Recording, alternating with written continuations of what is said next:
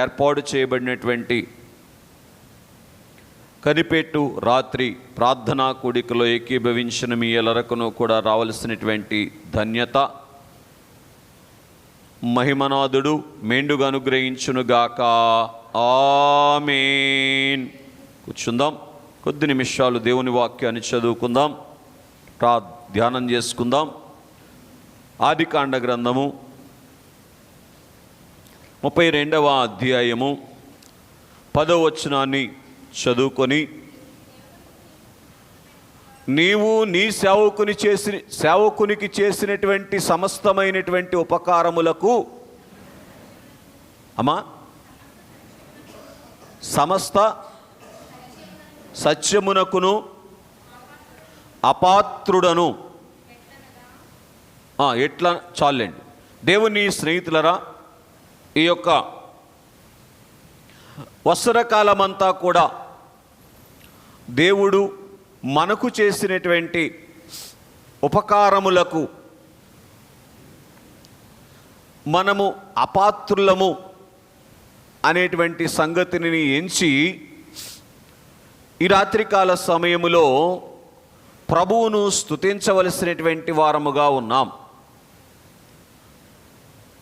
2024 సంవత్సరం ఆరంభ గడియలు మొదలుకొని ఈ వత్సరకాలమంతా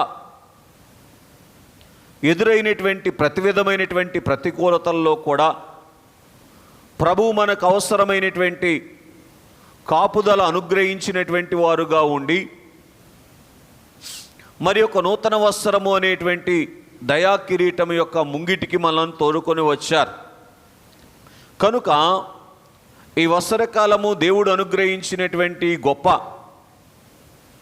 కాపుదల కొరకు, ప్రభువును స్తుతించుట కొరకును, క్రొత్త సంవత్సరములో అడుగు పెట్టబోయేటువంటి మనము ఈ క్రొత్త సంవత్సరములో మన కొరకు కనిపెట్టుచూ ఉన్నటువంటి దేవదేవుని కొరకు కనిపెట్టుచూ అడుగు పెట్టుట కొరకు ఈ కూడిక ఏర్పాటు చేయబడింది. ఈ కూడిక పేరేంటి చెప్పండి? Watch night service. అంటే అర్థం ఏమిటి అంటే, కనిపెట్టు రాత్రి అని క్లుప్తంగా దీన్ని మీకు జ్ఞాపకం చేస్తున్నాను. బాగా వినండి దేవుని స్నేహితులరా.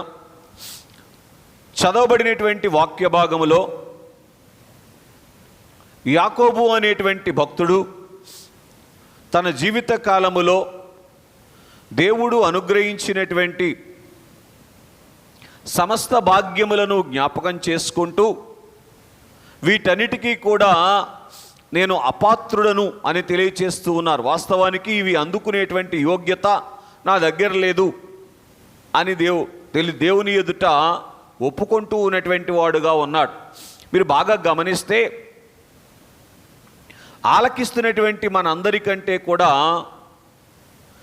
యాకోబు గారు గొప్ప భక్తుడు అని చెప్పాలి. యాకోబు గారి జీవితంలో ఉన్నటువంటి భక్తి ఏమిటి అంటే, ఆదికాండ గ్రంథం 25వ అధ్యాయములో గర్భములో ఉండగానే జ్యేష్ఠత్వపు ఆశీర్వాదము కొరకు పెనుగులాడినటువంటి అనుభవము యాకోబు గారి యొక్క జీవితములో మనం చూస్తాం. రెండవది, గర్భములో నుంచి బయటికి రాగానే ఆదికాండ గ్రంథము 25వ అధ్యాయములో మనం చూసినప్పుడు ఆయన తన యొక్క తాను జ్యేష్ఠత్వమును సంపాదించుకొనుట కొరకు, లేదా జ్యేష్ఠత్వపు దీవెన అందుకొనుట కొరకు తన యొక్క ఆహారమును ఫణముగా పెట్టినట్లుగా 34వ వచనములో మనం చదువుతాం. ఆ తరువాత బాగా వినండి, దేవుడు తనకిచ్చినటువంటి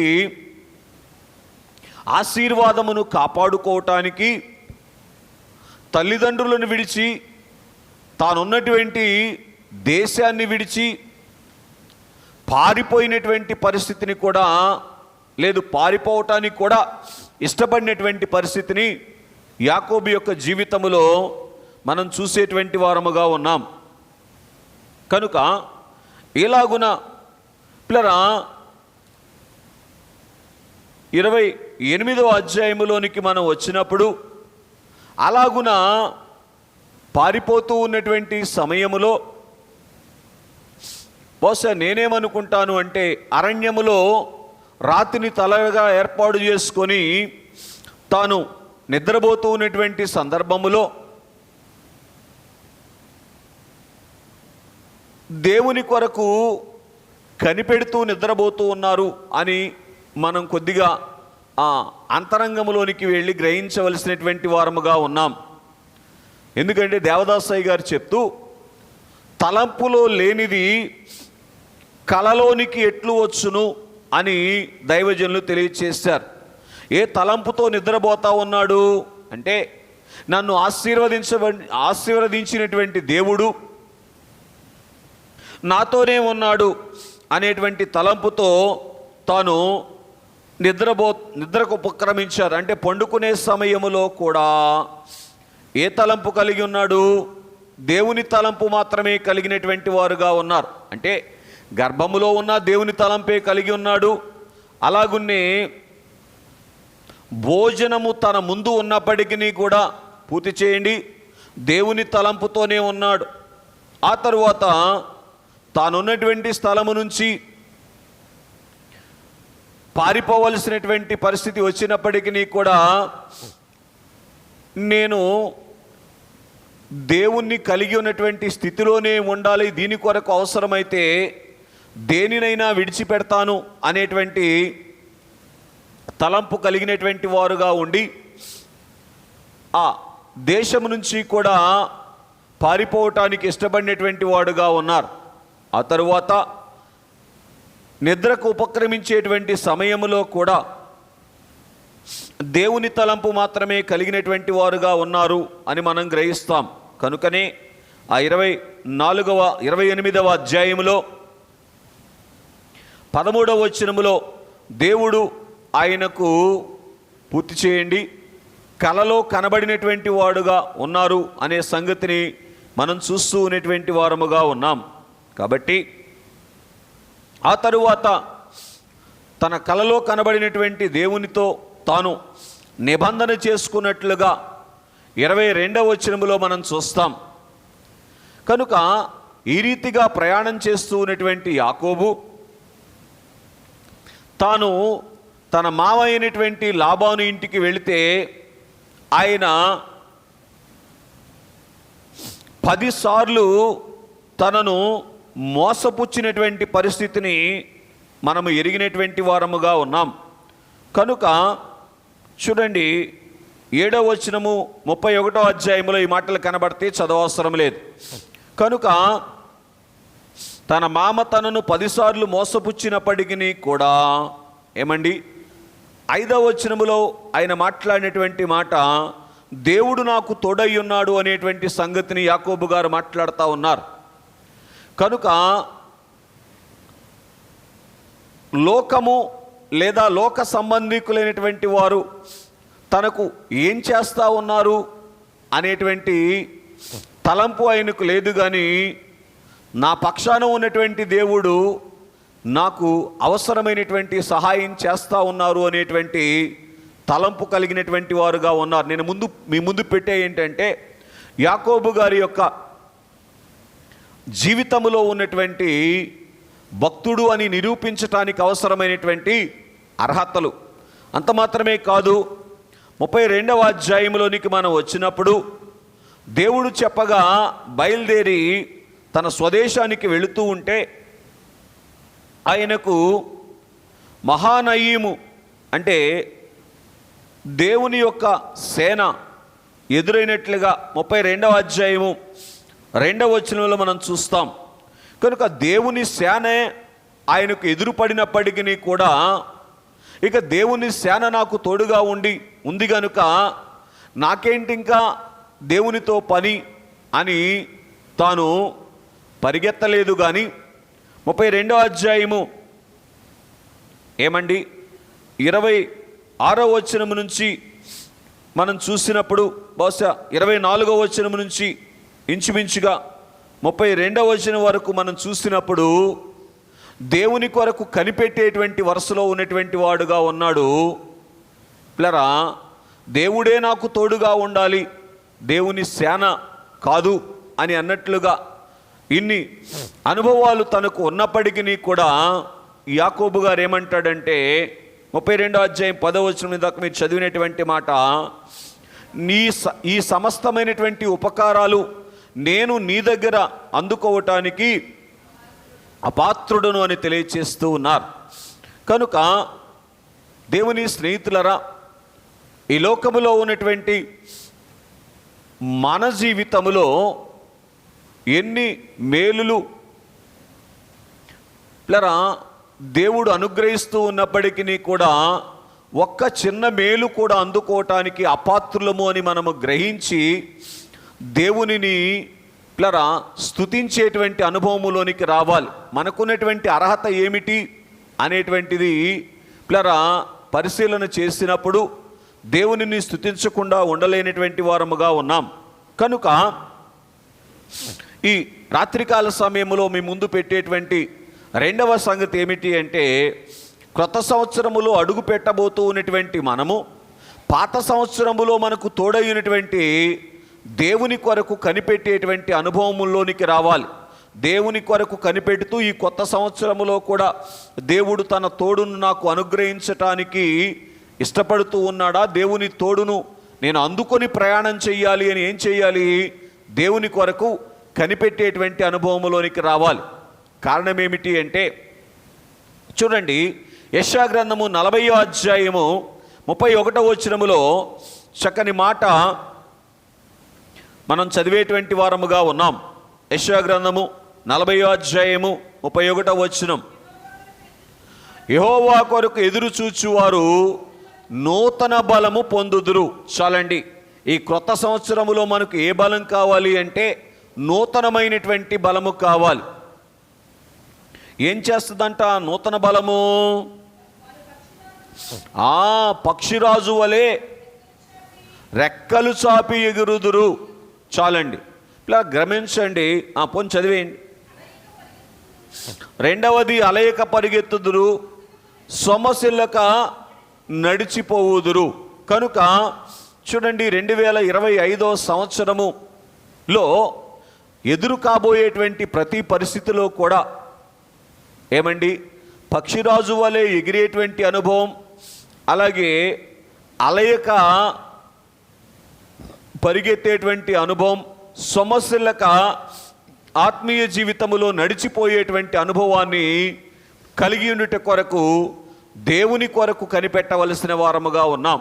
ఈ రాత్రి దేవుడు మన ఎందుకు తీసుకుని వచ్చారు చెప్పండి? ఈ స్థలంలోనికి దేవుని కొరకు కనిపెడుతూ దేవుని యొక్క ముఖార విందమును చూస్తూ అడుగులు ముందుకు వేయటానికి. బహుశా ఇంతకుముందు నేను మీకు చెప్పినటువంటి మాటను మీకు జ్ఞాపకం చేస్తే, ఆదికాండం 28వ అధ్యాయములో తనది కాని దేశంలోనికి అడుగు పెట్టబోతున్నటువంటి యాకోబు ఎలాగైతే దేవుని కొరకు కనిపెడుతూ తాను నిద్రలోనికి వెళ్ళినటువంటి వాడుగా ఉన్నాడో, అలాగున ఆ కనిపెట్టినటువంటి కారణాన్ని బట్టి దేవుడు ఆయనకు దర్శనములో లేదా స్వప్నములో కనబడి ఆయనకు తోడై ఉండి ప్రతి విధమైనటువంటి ప్రతికూలతలో కూడా రెండంతల ఆశీర్వాదము ఏంటంట. ఇప్పుడు నేను ఎన్ని గుంపులయ్యానన్నాడు ఆయన 32వ అధ్యాయం ఆదికాండ గ్రంథములో మనం చదివినప్పుడు, నేను నా చేతికర్రతో మాత్రము యోర్దాను దాటి తిని ఇప్పుడు 2 గుంపులైతిని. 10వ వచనం చివరి భాగంలో ఉంటుంది. 2 గుంపులు నేను ఎట్లాగా ఆపాదిస్తున్నానంటే, ఒకటి ఆత్మ సంబంధమైన ఆశీర్వాదములు, రెండవది శరీర సంబంధమైనటువంటి ఆశీర్వాదములు. ఈ 2 రకాల ఆశీర్వాదములు అందుకొనుట కొరకు పిల్లరా దేవుని కొరకు ఎదురు చూసినటువంటి అనుభవములో రాత్రి మనము గడపవలసినటువంటి వారముగా ఉన్నాం. కనుక ఎలాగున తండ్రి అయినటువంటి దేవుని కొరకు కనిపెట్టినటువంటి వారు పాత నిబంధన కాలపు భక్తులైతే, కుమారుడైనటువంటి దేవుని కొరకు ఎదురు చూసినటువంటి వారు క్రొత్త నిబంధన కాలపు భక్తులైనటువంటి వారు అని మనం చూస్తూ ఉన్నాం. పరిశుద్ధాత్మ కొరకు కనిపెట్టినటువంటి వారు సంఘకాలపు భక్తులైనటువంటి వారు. కనుక బాగా వినండి, తండ్రి అయినటువంటి దేవుని కొరకు, కుమారుడైనటువంటి దేవుని కొరకు, పరిశుద్ధాత్మ దేవుని కొరకు కనిపెట్టినటువంటి అనుభవము వారి వారి జీవితంలో ఎటువంటి కార్యాలు చేసింది అంటే, అబ్రహాము గారు దేవుని కొరకు కనిపెట్టినటువంటి కారణము అబ్రహామును పిల్లరా ఏం చేసింది చెప్పండి? విశ్వాసులకు తండ్రి వరుసలోనికి తీసుకొని వచ్చింది. ఏ కాలములో? ప్రక్కనే లోతు ఉన్నప్పటికీ కూడా లోతు వైపు చూడక దేవుని వైపు చూసేటువంటి అనుభవములోనికి తీసుకొని వచ్చి విశ్వాసులకు తండ్రి వరుసలోనికి తీసుకొని వచ్చినట్లుగా మనం చూస్తూ ఉన్నాం. చూడండి, క్రొత్త సంవత్సరములో కూడా చెప్పక తప్పదు. ఏమండి, ఆ లోకము ఉంటుంది, శరీరము ఉంటుంది, సాతాను కూడా ఉంటాడా ఉండడా? అయ్యో, ఇవన్నీ పోతాయేమో కదా నీ రాత్రి వచ్చాం అనుకుంటున్నారా? ఉంటాయి. కనుక ప్రభు రాక వరకు ఇవన్నీ కూడా ఉండేటువంటివి. ఎందుకని? ప్రభు రాక వరకు మనం ఎక్కడ ఉంటాం? ఎక్కడే ఉంటాం. కాబట్టి పిల్లరా, దేవుని పిల్లరా, అలాగున ఈ ప్రతికూలతలు ఎదురయ్యేటువంటి పరిస్థితుల మధ్య వాటి వైపు చూడక దేవుని వైపు మాత్రమే చూసేటువంటి అనుభవములోనికి పిల్లరా రావాలి అంటే దేవుని కొరకు కనిపెట్టుకోవాలి. మచ్చుకు లోతుగారు దేని వైపు చూశారు? పచ్చదనం వైపు చూసిన వారుగా ఉన్నారు. పచ్చిక వైపు చూశాడు గనుక ఏమైపోయింది చెప్పండి? వెళ్ళకూడనటువంటి స్థలములోనికి వెళ్ళిపోయాడు, దేవునికి దూరమయ్యాడు. కనుక అపవాది పచ్చిక చూపిస్తే ప్రభు ఏం చూపిస్తారో తెలుసా? పద్మాలు చూపిస్తారు. దేవునికి మహిమ కలుగునుగాక. కనుక సరే, ఇక ఆ వివరానికి మళ్ళీ ఎప్పుడైనా ధ్యానం చేసుకుందాం. కాబట్టి అబ్రహాము యొక్క జీవితంలో అలాగున దేవుని కొరకు కనిపెట్టినటువంటి అనుభవం, దేన్ని విడిచిపెట్టాలో అబ్రహాము గారికి దేవుడు చెప్పారు, ఏం చెయ్యాలో అబ్రహాము గారికి దేవుడు చెప్పినటువంటి వారుగా ఉన్నారు. ఇదే ఏ పరిస్థితిలో ఉన్నటువంటి అబ్రహాము గారిని ఏ పరిస్థితిలోనికి తీసుకొని వచ్చింది అంటే, దేవుణ్ణే ఎరగనటువంటి అబ్రహాము గారిని, ఇంకా మాటలో చెప్పాలి అంటే పాతాళములో అట్టడుగుకు వెళ్ళవలసినటువంటి అబ్రాహాము గారిని ఏ స్థాయిలోనికి తీసుకొని వచ్చిందంటే, ఏమండి, పరలోకపు పరదేశులోనికి వెళ్ళి భక్తులందరినీ తన యొక్క రొమ్మునకు చేర్చుకునేటువంటి స్థాయిలోనికి తీసుకొని వచ్చింది. దేవునికి మహిమ కలుగునుగాక. అర్థమవుతుందండి? కొంచెం ముందుకు మీరు రాగలిగితే, అలాగున పాత నిబంధన కాలములో యోసేపు అనేటువంటి భక్తుడు ఏం చేశారు చెప్పండి? దేవుని కొరకు కనిపెట్టినటువంటి వాడుగా ఉన్నాడు. దేవుని కొరకు కనిపెట్టినటువంటి యోసేపు గారు పిల్లరా, మీరు బాగా గ్రహిస్తే సహోదరుల నుంచి శోధన వచ్చినప్పటికీ కూడా ఏం కాలేదు, తొలగిపోలేదు అని మనం చూస్తూ ఉన్నాం. సహోదరులందరికంటే కూడా ఏమయ్యాడు? గొప్పవాడుగా కనబడినటువంటి వాడుగా ఉన్నాడు అని మనం చూస్తూ ఉన్నటువంటి వారముగా ఉన్నాం. కనుక తాను ఇంటిలో ఉన్న శోధనలో జయం పొందాడు. అలాగే ఉద్యోగము చేసేటువంటి స్థలములో కూడా ఆయనకి ఏమొచ్చింది? యోసేపు గారికి శోధన వచ్చింది. శోధనలో జయము పొందినటువంటి వాడుగా ఉన్నారు అని మనం చూస్తూ ఉన్నటువంటి వారముగా ఉన్నాం.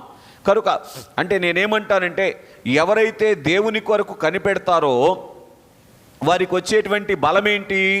శోధనలో జయము పొందేటువంటి బలం వస్తుంది. అర్థమవుతుందండి పిల్లరా? అబ్రహాము గారి విషయంలో వారికి వచ్చే బలం ఏమిటి అంటే, దేవునికి స్నేహితుడయ్యే బలం వస్తుంది. దేవునికి మహిమ కలుగునుగాక. అబ్రహామును దేవుడేమన్నాడు? నా స్నేహితుడు అన్నారు. చూసారా? కనుక అందుకే క్రొత్త సంవత్సరంలో అడుగు పెట్టబోతున్నటువంటి మనము దేవుని కొరకు కనిపెట్టవలసినటువంటి వారముగా ఉన్నాం. మరి ఒకటిగా మనం చూసినటువంటి వారముగా ఉన్నట్లయితే, ఈలోక సంబంధముగా కూడా యోసేపు యొక్క జీవితం ఎలాగుంది? మహారాజు జీవితంలాగా కనబడింది. ఐగుప్త దేశం అంతటికీ కూడా యోసేపు గారు ఎలా ఉన్నారండి? రాజుగా ఉన్నారు. బాగా గ్రహించండి. దేవుని యందు ప్రియ స్నేహితులరా, అపవాది శోధిస్తూ ఉంటే, దేవుని వైపు చూస్తూ ఉంటే, శోధనలో జయం పొందినటువంటి వారముగా ఉండి మహారాజు అనుభవాన్ని ఈ లోకములో అందుకోగలుగుతాం. నాటి కాలములో సాక్షులు ఎవరు అంటే యోసేపు గారు. నేటి కాలములో సాక్షులు ఎవరో చెప్పగలరా? దేవదాసయ్య గారు. అవునా? కనుక ఎన్ని శోధనలు ఎదురైనప్పటికీ కూడా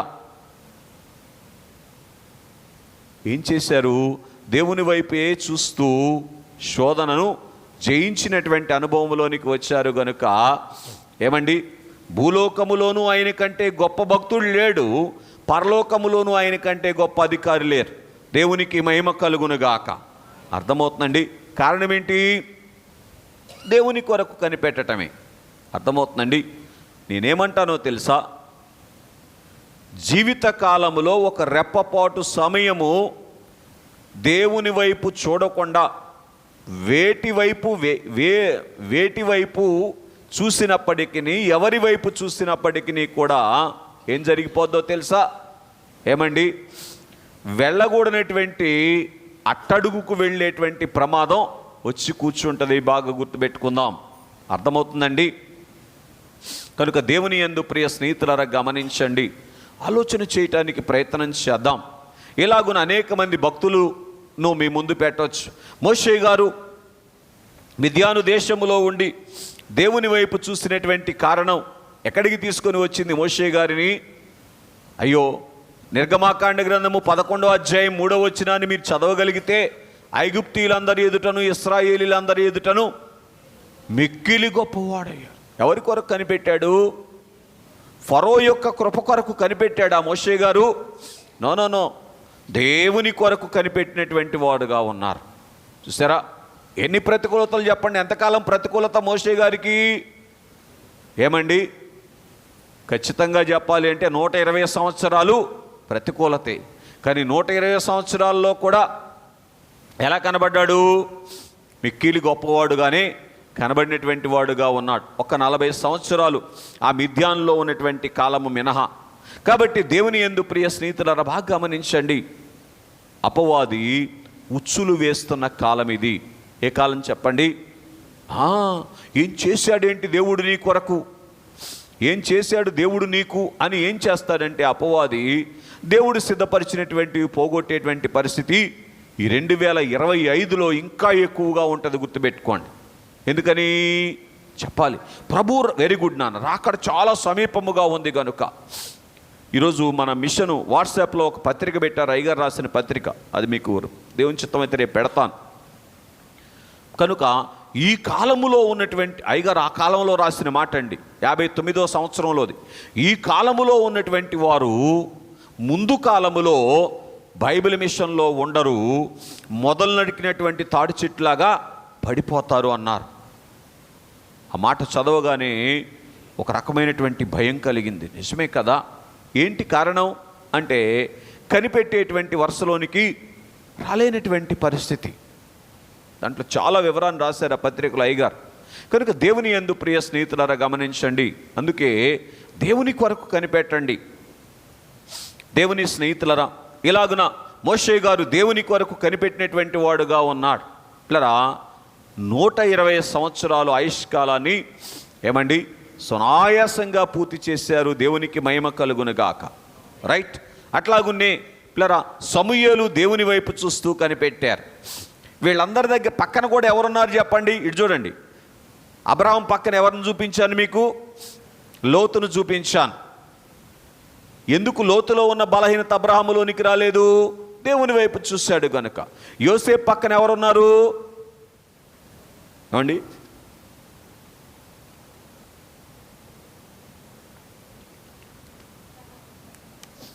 వెరీ గుడ్. యోసేపు యొక్క సహోదరులు ఉన్నారు, 11 మంది సహోదరులు ఉన్నారు. ఏమండి, ఏ స్థితిలోనికి వెళ్ళిపోయారు వాళ్ళు? దేవుని కొరకు కనిపెట్టని కారణము, దేవుని వైపు చూడని కారణం. అయ్యా తినటానికి లేదయ్యా, మాకు ముద్ద అన్నం పెట్టండి అయ్యా అని ఐగుప్తులోనికి వెళ్ళే పరిస్థితి వచ్చింది. ఎవరికి? యోసేపు యొక్క సహోదరులైనటువంటి. మరి అదే గర్భములో నుంచి వచ్చాడుగా యోసేపు గారు, అవునా? మరి ఎందుకని యోసేపు దేశం ఆ కాలములో ఉన్నటువంటి అన్ని దేశాల వారికి భోజనం పెట్టే స్థితిలోనికి వచ్చారు? చెప్పడమైనా చేసేది ఏమైనా ఉందా? కనుక దేవుని యందు ప్రియ స్నేహితులారా గమనించండి, ఆలోచన చేయండి. రెప్పపాటు సమయం చూసామా, పక్క చూపు ఏం జరిగిపోద్దో తెలుసా? పిల్లరా అందనంత దూరానికి లాక్కొని వెళ్ళిపోతాడు. మొదలు నరికినటువంటి తాడి పరిస్థితిలోనికి తీసుకొని వెళ్ళిపోతారు. మీలో చాలామంది రోషము కలిగిన భక్తులు ఉన్నారు. దేవుడు మిమ్మల్ని దీవించునుగాక. ఈ రోషము రాకడ వరకు నిలబడాలి అంటే నిత్యము దేవుని వైపు చూడటమే. మన ముందు ఉంచబడినటువంటి ప్రతి పరిస్థితిలోనూ కూడా ఏం చేయాలి చెప్పండి అంటే దేవుని వైపే చూడాలి. చూడకపోతే ఇటు చూడండి, కష్టకాలము నష్టములోనికి నడిపిస్తుంది, సౌఖ్యకాలము నష్టములోనికి నడిపిస్తుంది. అంటే కష్టకాలము దేవుణ్ణి విడిచిపెట్టేటట్టు చేస్తుంది, సౌఖ్యకాలం కూడా దేవుణ్ణి విడిచిపెట్టేటట్టు చేస్తుంది. ఎప్పుడు దేవుని వైపు చూడకపోతే మాకేంటిలేండి, మాకు సౌఖ్యకాలం వస్తుంది 2025లో అనుకుంటే సౌఖ్యకాలం రావచ్చు, దేవుడు మిమ్మల్ని దీవించును గాక. ఆమేన్ చెప్పారా? కనుక సౌఖ్యకాలంలో కూడా ఏమండి ఫరో ఎందుకు నష్టపోవలసి వచ్చింది? ఏమండి దొరకలేదా సౌఖ్యము? ఆయన పేరేంటి, లోతు గారికి. కానీ ఏమైపోయింది? ఉపయోగం లేనటువంటి పరిస్థితి అయిపోయింది. చూసారా? కనుక దేవుని యందు ప్రియ స్నేహితులరా, ఇక్కడ మనం చూస్తే ఇక్కడ మోషే గారి పక్కన ఎవరున్నారు అమ్మా? భక్తుల గురించి చెప్పండి. ఇశ్రాయేలీలు ఉన్నారు కదా, మన బ్రదర్స్, అవునా కదా? కనుక దేవుని పిల్లలు ఏంటది?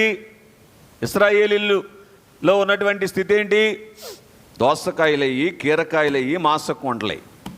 ఇదే కదా వాళ్ళు అడిగింది, అవునా? దేవుని స్నేహితులారా గమనించండి, అటువైపు చూశారు. ఏమన్నారో తెలుసా? చంపడానికి తీసుకొచ్చావు మమ్మల్ని, వెళ్ళిపోతాం మేము వెనక్కి అన్నారు. అనలేదా? అన్నారా? ఎందుకన్నారో? వాటి వైపు చూశారు గనుక. అందుకే మళ్ళీ చెప్తా ఉన్నాను, ఈ కనిపెట్టు రాత్రిలోనికి వచ్చిన వాళ్ళరా ఈ సంవత్సరం అంతా కనిపెట్టండి. మరి మా పనిలో, మా ఉద్యోగాలో, మా చదువులో అవుతున్నారు మీరు. ఇట్లారా బహిరంగానికి ఏ స్థితిలో ఉన్న అంతరంగంలో ఒక కన్ను ఆయన మీద ఉంచాలి. ఏం చేయాలి చెప్పండి? ఆయన వైపు ఉంచాల్సిందే. నిజం స్నేహితులరా, తల్లడిల్లిపోయేటువంటి పరిస్థితులు మన కళ్ళ ముందు ఉన్నాయి. కనుక దేవుని పిల్లారా, ఏదో దేవుని అత్యున్నతమైనటువంటి కృప కొంచెం ఇట్లాగా నెట్టుకుంటూ వెళ్ళటానికి ప్రభువు చెప్పునైనా. కనుక 10 గంటలకు రమ్మంటే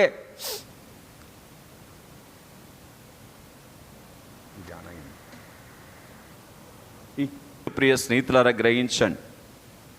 మరి ఒకటిగా మనం చూస్తే పిల్లరా, ఇలాగున సమూయేలు దగ్గరికి మనం వస్తే సమూయేలు పక్కనే ఎవరు కనపడుతున్నారో తెలుసా?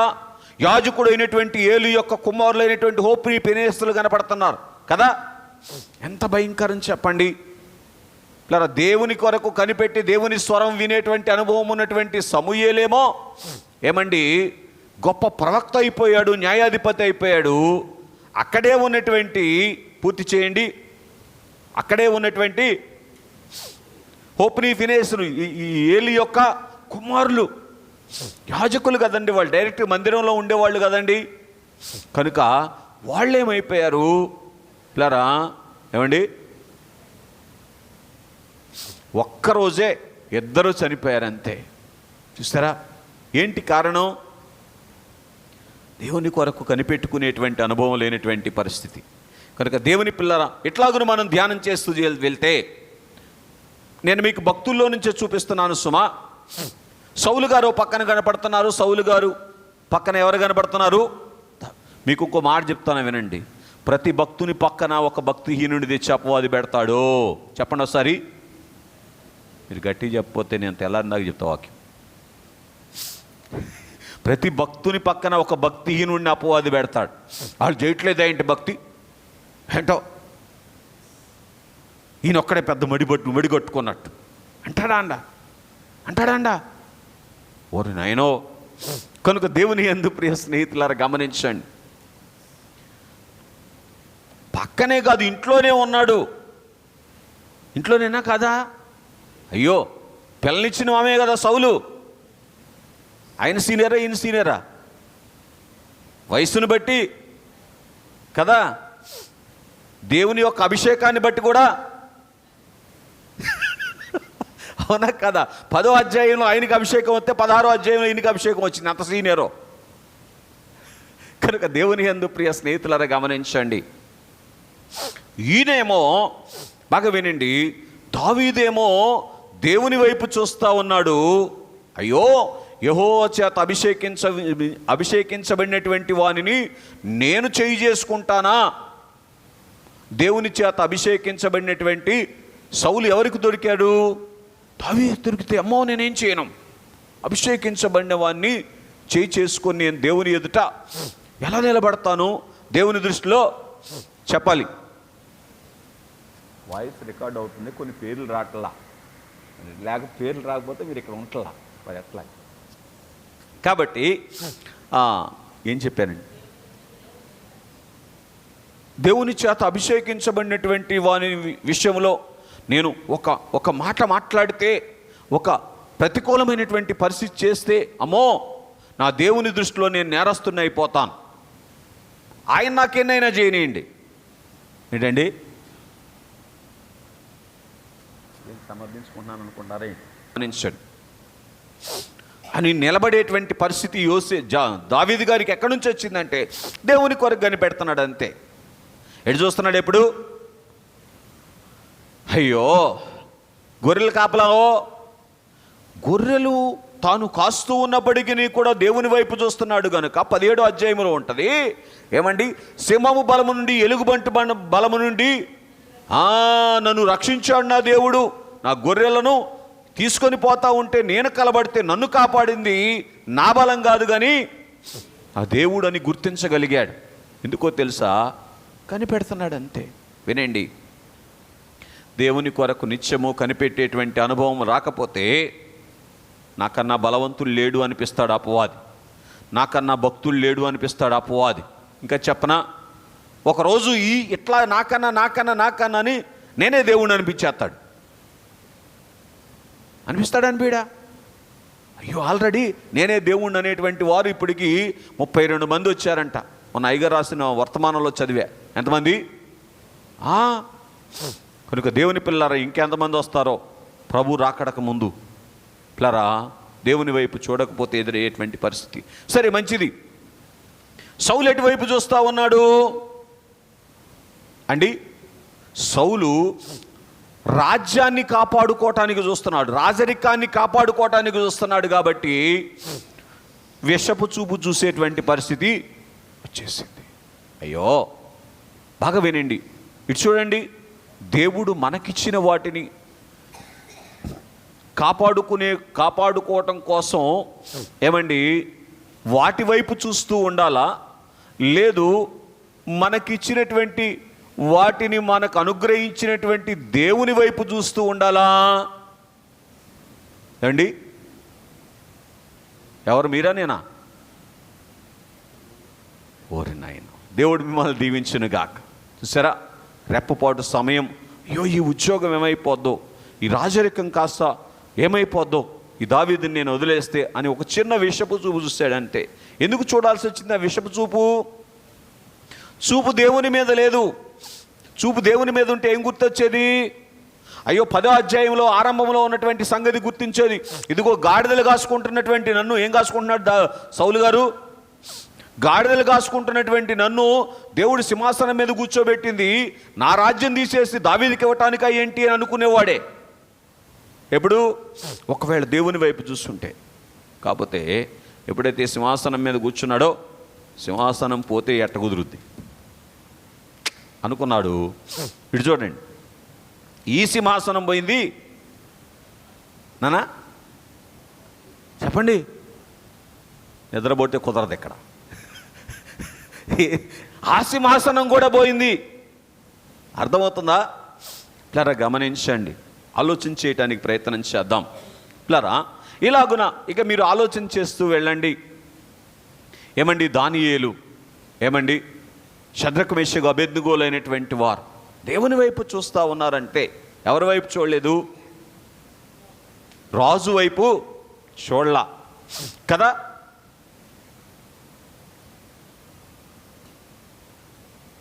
పిల్లరా గ్రహించండి, ఈరోజు గవర్నమెంట్ మారుతుందంటే, క్రైస్తవ వ్యతిరేకమైనటువంటి గవర్నమెంట్ వస్తుందంటే కలవరపడిపోయేటువంటి పరిస్థితులు ఎందుకు వస్తున్నాయి? నేను అడుగుతాను, దానియేలు కాలములో, షడ్రకు మెషకు అబేద్నెగోల కాలములో ఏమండి యూదుల గవర్నమెంట్ ఉందా? యెహోవా దేవుణ్ణి పూజించేటువంటి గవర్నమెంట్ ఉందా? ఎంత నష్టం వచ్చింది వాళ్ళకి? దానియేలుకి కానీ, షడ్రకు మెషకు అబేద్నెగోలకు కానీ. మరేంటి వాళ్ళు చెమటలు పడుతున్నాయి? చెప్పడేంటి? రోజు మధ్యాహ్నం ఎవరితో ఒక యవనస్తుడితో మాట్లాడే, ఎక్కడో గుర్తురాట్ల నాకు.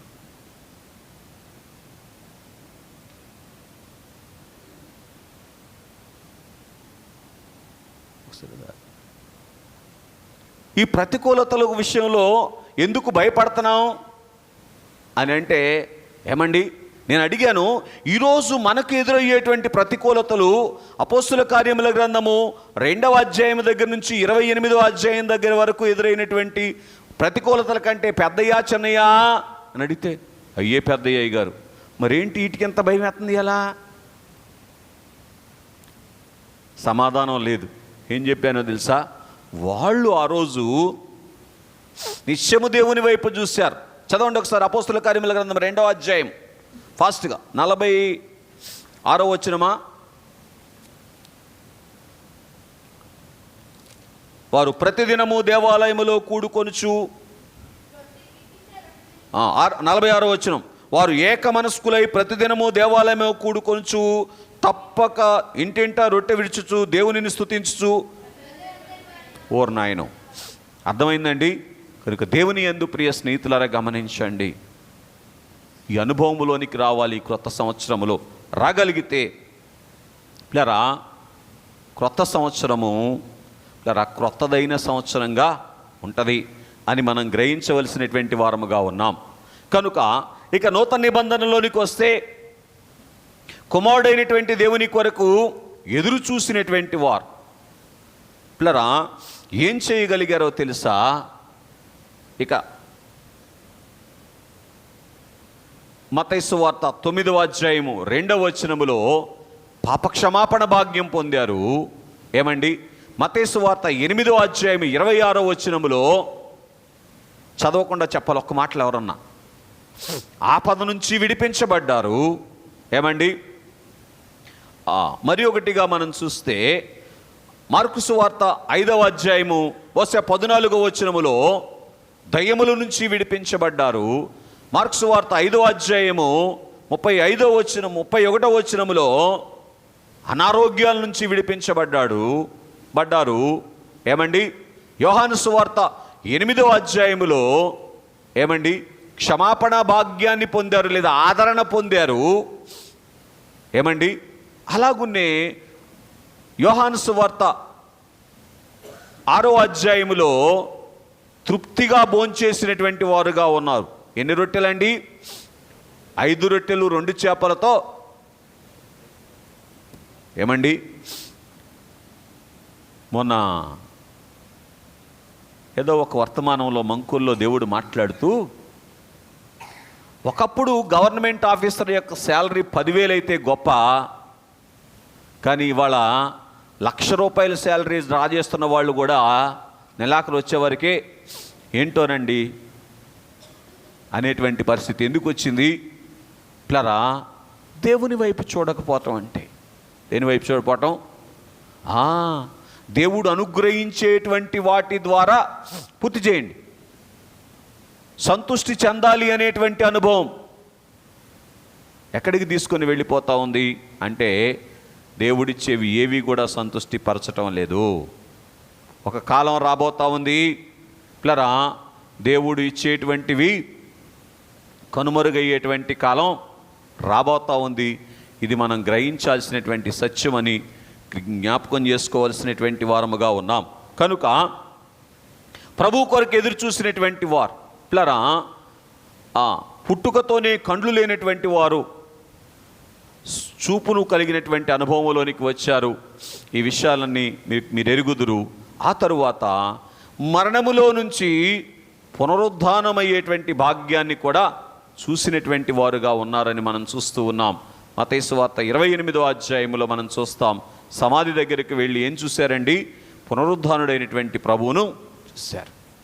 పిల్లరా, ఇట్లా చెప్పనివ్వండి, మరణ భయము నుంచి విడిపించబడ్డారు. ఎవరి కొరకు కనిపెట్టిన వారు? ఏమండి? యేసు కొరకు కనిపెట్టినటువంటి వారు. ఆ తరువాత చివరిగా అపోస్తుల కార్యముల గ్రంథం 2వ అధ్యాయం 1 నుంచి 4వ వచనం వరకు మనం చూస్తే పరిశుద్ధాత్మ కొరకు కనిపెట్టినటువంటి వారు ఏం చేయగలిగారు అని అంటే, పిల్లరా, భూలోకాన్ని తలకిందులు చేయగలిగారు. ఏం చేయగలిగారు? ఈరోజు ఏం చేస్తుంది లోకము భక్తుల్ని తలకిందులు చేసే పరిస్థితి. ఏంటి కారణం? పరిశుద్ధాత్మ చేత నింపబడినటువంటి అనుభవం అంతే. అందుకే దైవజనులు ఏం పాడుకున్నారు? దైవాత్మారము కనుక రోమీలకు రాసిన పత్రిక 7వ అధ్యాయం 8వ అధ్యాయం మీరు ఇంటికి వెళ్ళాక చదువుకోగలిగితే, పిల్లరా, పరిశుద్ధాత్మ చేత నింపబడినటువంటి వారు పిల్లరా ఏం చేయగలిగారు అంటే దేవుని కుమారులు అనబడగలిగారు. ఏమండి? శరీర కార్యములను ఆత్మచేత చంపివేయగలిగినటువంటి వారుగా ఉన్నారని మనం చూస్తూ ఉన్నటువంటి వారముగా ఉన్నాం. కనుక ప్రభు చేసినటువంటి కార్యాలను మించినటువంటి కార్యాలు చేసినటువంటి అనుభవం పరిశుద్ధాత్మ కొరకు కనిపెట్టినటువంటి వారు అందుకున్నట్లుగా మనం చూస్తూ ఉన్నాం. పిల్లరా, అలాగున మనం ఆలోచన చేయగలిగితే, పిల్లరా, ఈ యొక్క పాత సంవత్సరం యొక్క ముగింపు గడియలో క్రొత్త సంవత్సరము కొరకు ఎదురు చూస్తున్నటువంటి మనము దేవుని కొరకు కనిపెడుతూ చేయాల్సినటువంటి మరి ఒక పని, గతించిన కాలములో అయ్యా నేను ఏ స్థితిలో ఉన్నప్పటికీ కూడా, చెప్పుకున్నటువంటి ఈ స్థితిలో ఏ స్థితిలో కూడా నేను లేకపోయినప్పటికీ కూడా, అయ్యా నన్ను కాపాడావు, అయ్యా నన్ను పూర్తి చేయండి, కాపాడావు, మరొక దయా కిరీటం నాకు అనుగ్రహించబోతా ఉన్నావు, నీవు తప్పించినటువంటి ప్రతి గండము కొరకు నీకు వందనాలు అని దేవుణ్ణి స్తుతించవలసినటువంటి వారముగా ఉన్నాం. అట్టి ధన్యత దేవుడు మనెల్లరకు అనుగ్రహించునుగాక. ఆమేన్. పరిశుద్ధుడా, ప్రేమ కలిగిన తండ్రి, వందనాలు. విత్తబడినటువంటి కొద్ది వాక్కులను నీరు కట్టి ఫలింపచేయమని ధ్యానములోనికి వెళ్ళబోతున్నాము స్వామి. కనబడుమని, మాట్లాడుమని, మీ ముఖారవిందము చూస్తూ నూతన వస్త్రములు అడుగుపెట్టే ధన్యత దయచేయమని నూతన వస్త్ర ప్రదాత అయ్యున్న యేసు నామమును అడుగుచున్నాము తండ్రి. ఆమేన్.